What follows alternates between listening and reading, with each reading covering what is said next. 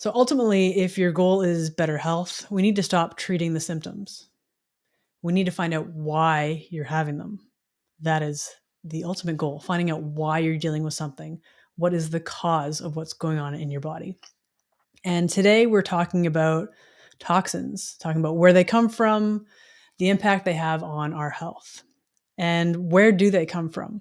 They are in the air we breathe, they're in the water that we drink, the food we eat, they're in our household cleaners, nonstick pans, furniture, personal care products, plastics, and so on and so on. So, what kind of things could we be exposed to? What are we looking at? Some of the chemicals could be chlorine, fluoride, glyphosate, BPAs. These are found in our water, food, and then some of the drinking water bottles that we have. They're less so now, but it's definitely something out there that you want to be aware of. Some of the metals that we could be exposed to, mercury, amalgams in your mouth if you've had dental work over the years. We know how most of us has probably heard about Alice in Wonderland and the Mad Hatter. The Mad Hatter obviously had this big top hat on, and back in the day, they used to, in the process of making these hats, they would use mercury in the creation of them, and that would be in the hat. And then obviously the hat is sitting on the head of the person wearing it, and that would seep into their head and affect their brain, and effectively causing them to have brain issues and causing them to go crazy and mad, as the term was, Mad Hatter. Um, so other things we were exposed to could be aluminum, arsenic, and radioactive metals. And when we're exposed to all these toxins, toxins open us up. Uh, they suppress the immune system, our immune system. So if you think about if the immune system is the door which is closed to other viruses and bacteria and things, when we are exposed to all these toxins, this is when the door opens and we are susceptible to viruses, parasites, and bacteria getting into our system. And has anyone played Red Rover as a kid? I assume it's probably still banned because it was when I was a kid. Too many getting hurt. Anyways, if you think of that game, Red Rover, where basically you'd have a lineup of kids and they would all take the hands of each other. And you basically wanted to create a strong barrier, if you will, or a strong front. So other kids, basically, they'd be running at you towards the arms of the two kids. And they wanted to break through those two arms. And if you think of, there might have been that one kid who didn't really want to hold hands, and that would be like the weak area. And this is essentially where all of these bugs are going to attack. They look for the weak areas in our body, and that's where they'll end up. And this is another reason we want to handle toxins that are in our system, because when we have toxins in a certain area and it's a weak area, this is where we're more prone to having issues. So where else are we exposed to toxins? We have, I'm sure a lot of people out there have very toxic jobs that they're working right now. And like, what jobs do people have out there? Anyone want to throw in some comments? You could work in pest control and all the chemicals there that you're exposed to for trying to get rid of bugs and mice and whatever else you're dealing with. Painters deal with paint fumes, different chemicals in regards to cleaning up afterwards. Firefighters, my goodness, the smoke and contaminants they would deal with, that, like, one, what is burning from the fire that they've attended. There's so many different materials that they could be exposed to in the air and be breathing in. Factory workers, there could be sorts of like metals and different sorts of things like that. Military, we know a lot of military members have been forced to take a lot of injections that they maybe didn't want to. So there's lots of metals and things that could be involved with that. Hairstylists, they are constantly putting chemicals in hair and treating people, and chemical dyes and metals are in those as well. Nail technicians, there's anything that are treating nails. There's fumes with that whole thing. Like anyone that's gone into a nail salon, you can, like, as soon as you walk in, you can get that almost punch in the face, if you will, sometimes, of all those chemicals and fumes in the air. Anyone who works in construction could be exposed to various things from metal, mold, asbestos, depending on where you work in your field. There's just so many things out there that you could be exposed to, and that is probably affecting your health in a negative way. What else are we looking at? Any hobbies that you might be interested in? This is another place that we may not consider a source of toxins in our life. What are some of the hobbies out there? What are the hobbies that people like to do? I know for myself, I'm very fond of soccer, and I play indoor soccer as well as outdoor soccer. And this is an area where if they're treating the grass, and they could be exposed to chemicals like glyphosate because they want to get rid of the weeds and keep it looking nice. This is also something that you could be exposed to if you like playing golf, because we all know how pristine they want the grass and the courses to look, because they do look perfect and beautiful. And sometimes things that are perfect and beautiful come with some toxins. If you like to paint, if you're creative in that way and you like to do maybe finger paints or oil paints, canvas, whatever it is, there could be toxins in that paint as well. And I don't know, depending on the style that you use, maybe you're using your fingers in there to do certain techniques. I'm not sure. There could be fumes coming off of that. Even laying on the beach, if this is something you like to do in your pastime and you're using sunscreen, depending on the product you use, there are chemicals with that. Swimming, even if you're in a at-home pool, or even maybe at a hotel or somewhere like that, an all-inclusive, they use chlorine to keep these pools clear and looking nice. And unfortunately, the chlorine plays a bit of havoc on our system, can impact your thyroid.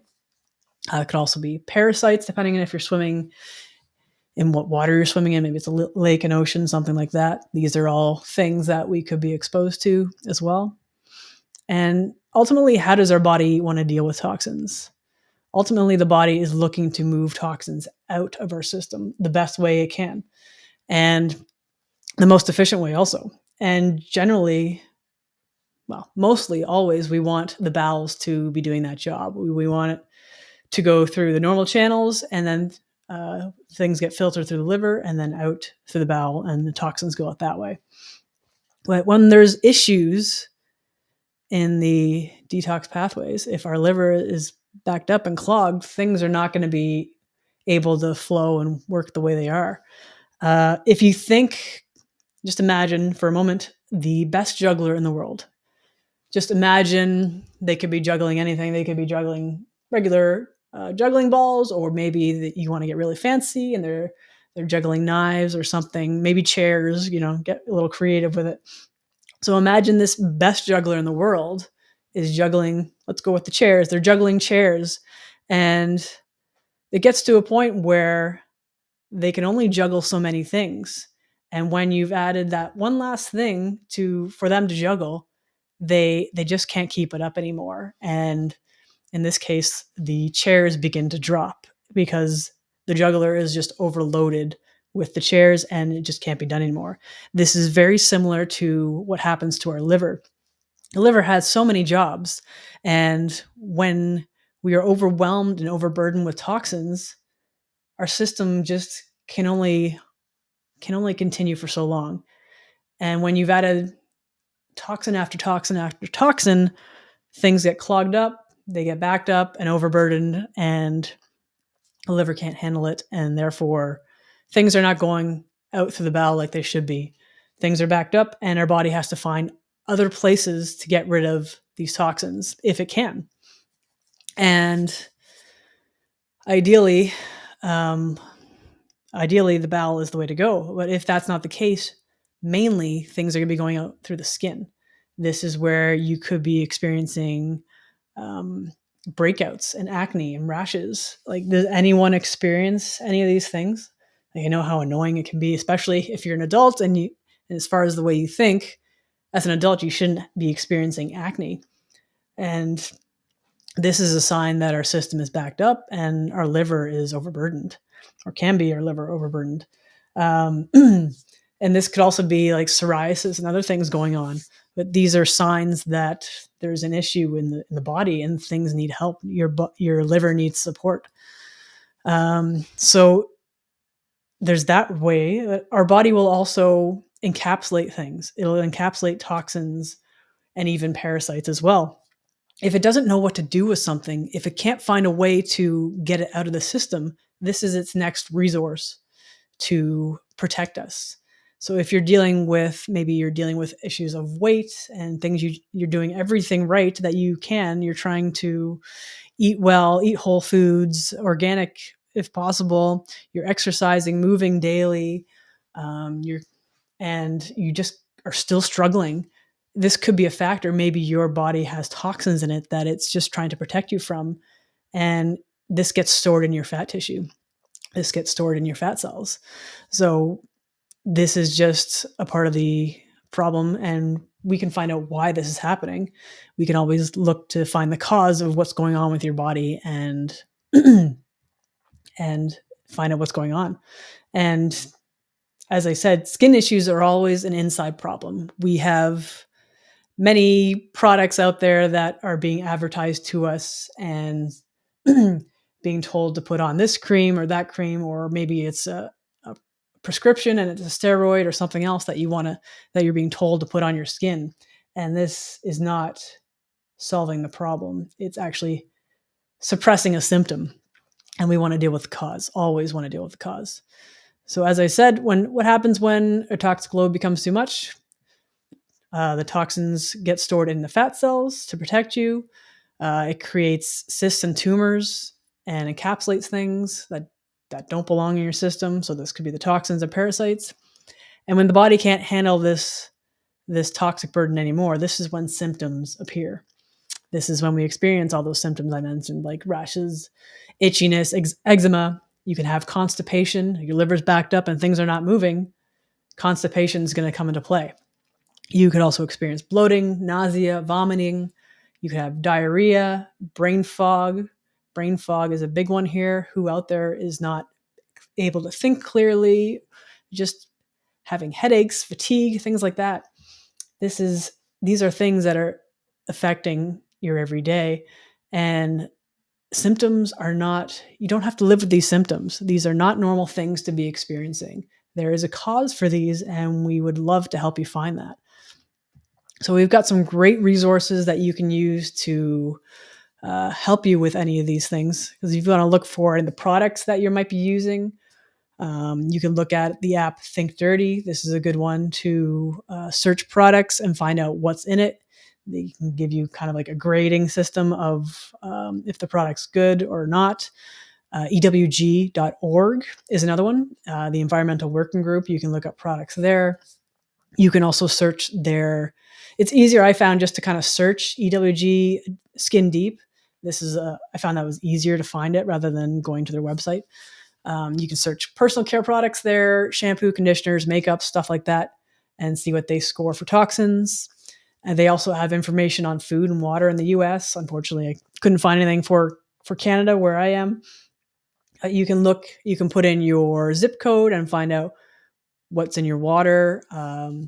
There's a list, Clean 15, I believe it is, for the food. So find out what foods are best to eat. And I think the Dirty Dozen is the other for the ones that are most prone to having chemicals and toxins in them. So you can look up those things as well. And toxins are one of the 6 main causes of health issues that we look for in using quantum nutrition testing.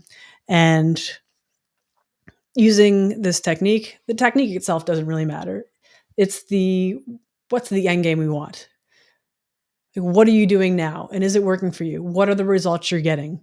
If the results you're getting are symptoms, then something you're doing needs to change. Something needs to change there. If you want a different outcome, you want a different result, you need to change what you're doing.